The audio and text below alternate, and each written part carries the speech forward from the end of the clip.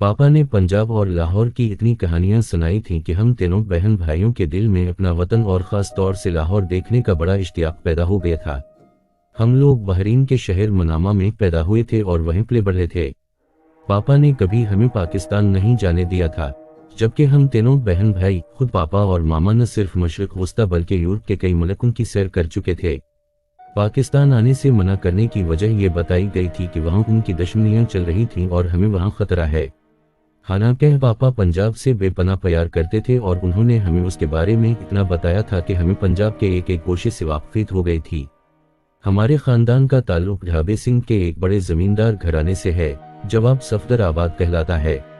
ज़मींदारों की ज़िंदगी आम लोगों से काफ़ी मुख्तलिफ होती है, जिसकी तफसील भी पापा ही से मालूम हुई थी। वो जब भी अपने ख़ानदान, अपने घर की बातें करते थे तो उनके लहजे में बहुत प्यार होता था। उन्होंने अपना घर, अपना वतन क्यों छोड़ा, उसकी तफसील ज़रा तवील है, जो बाद में बताऊंगा। मेरी मामा का ताल्लुक भी पाकिस्तान से है, लेकिन वो बचपन में अपने वालिद साहब के साथ इंग्लैंड चली गई थीं। वहीं उनकी शादी मेरे पापा से हुई। उसके बाद बहुत से मरहलों से गुजरकर पापा बहरीन में सेटल हो गए। यहाँ उन्होंने जैतून और मूंगफली का तेल बनाने वाले एक कारखाने में मुलाजमत की और फिर आहिस्ता आहिस्ता जनरल मैनेजर के अहदे तक पहुँच गए। पाकिस्तान में उनका पूरा ख़ानदान मौजूद था। उन्होंने बेशक हमें पाकिस्तान नहीं आने दिया, लेकिन खुद वो बाकायदा पाकिस्तान जाते थे। उसकी बड़ी वजह हमारी दादी साहबा थीं, जो मजले ताया के पास रहती थीं। फिर कुछ जायदाद और ज़मीनों वगैरह के मामलात भी थे, जो शायद उलझे हुए थे और दादा साहब के इंतकाल के बाद मज़ीद उलझ गए थे। उस दौरान दादी साहबा बीमार हो गईं। फिर बीमारी ने कुछ ऐसी पेचीदगी अख्तियार की कि वो कोमा में चली गईं और अब तकरीबन 8 साल से वो कोमा में थीं।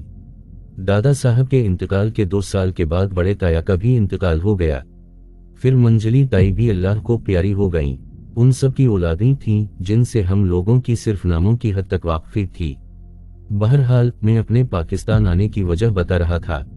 पापा कोई 2.5 महीने से गायब थे। वो मामूल के मुताबिक पाकिस्तान आए थे। आमतौर पर वो 10 या 15 दिन पाकिस्तान में रहते थे, लेकिन उस बार उन्हें पाकिस्तान गए हुए 2.5 महीने गुजर गए थे और उन्होंने अपनी कंपनी से कोई राबता किया था, न हमसे। हमारी परेशानियां इंतहा पर पहुंच गईं तो मेरे पाकिस्तान जाकर मालूमात करने का फैसला हुआ कि उनके बड़े भाई सरफराज अहमद खान को लाख कोशिश के बावजूद उनके ऑफिस से छुट्टी नहीं मिली थी। मंजिले ताया साहब से राबता किया गया तो उन्होंने भी लालमी जाहिर की। आखिरकार मैं पाकिस्तान चल पड़ा। लाहौर एयरपोर्ट पर मेरा इस्तकबाल ताया मुमताज़ अहमद खान और उनकी 2 नौजवान बेटियों हरा और सुल्ताना ने किया। ताया साहब बड़ी मोहब्बत से मुझसे गले मिले। हरा और सुल्ताना ने भी मुसरत का इजहार किया और मैं उनके साथ उनकी कीमती कार में बैठकर चल पड़ा। सुल्ताना कार ड्राइव कर रही थी, ताया साहब बिल्कुल खामोश बैठे थे। वैसे भी चेहरे से वो मुझे हद से ज्यादा संजीदा महसूस हुए थे। लड़कियां भी कुछ कनोटी डी लगी थीं। मैं पापा के लाहौर को देखता सफर करता रहा। फिर कार तवील फासला तय करके समन आबाद के एक मकान में दाखिल हुई। ये मकान खासा रिवायती सा था। उसका थोड़ा सा हिस्सा बना हुआ था, लेकिन यूं लगता था जैसे उसकी तामीर भी 20-25 साल पहले हुई हो। दीवारों पर रंग और रोहन खत्म हो चुका था। जगह जगह सीमेंट का धड़ा नजर आता था, जिससे बदसूरत एंटी झांकती नजर आ रही थीं। कार से उतरकर हम घर में दाखिल हो गए। मैंने अपना सूटकेस खुद उठा लिया था। ताया साहब ने लड़कियों से कहा, तुम दोनों उन्हें कमरे में पहुंचा दो और उनकी जरूरतें उनसे पूछ लो।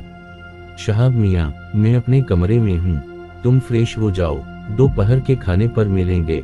ये कर वो मेरे जवाब का इंतजार किए बगैर एक तरफ मर गए। हरा और सुल्ताना ने मुझे साथ आने के लिए इशारा किया और फिर एक कमरे के दरवाजे पर रख गईं। ये कमरा आपके लिए मुंतखब किया गया है, आइए। हरा ने दरवाजा खोला और अंदर दाखिल हो गई।